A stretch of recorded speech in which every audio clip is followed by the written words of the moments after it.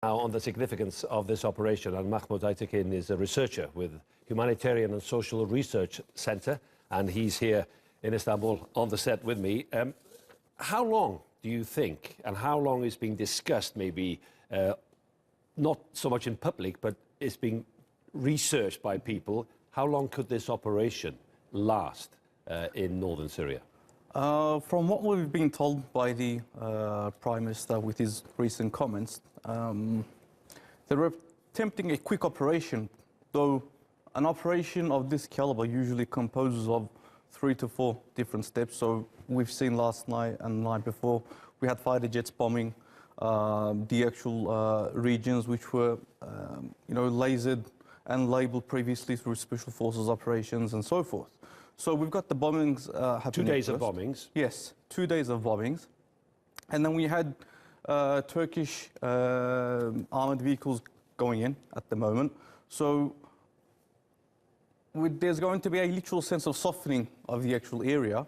And then most likely we will have foot soldiers going in and then taking out most likely high-profile targets or targets both in terms of location and individual targets as well in terms of people as well. It's easy in a way, when we look at it in a military way, to talk about targets, to talk about smart strikes and military artillery and air strikes. But actually, this is now an area which is flooded with people from other parts of Syria. Yes. So what about civilian casualties and the very real likelihood of that, as we have seen in other parts of Syria? I believe this operation was most likely took about 6 to 7 months worth of preparation, whereby most likely special forces had previously went in, labelled high-profile targets.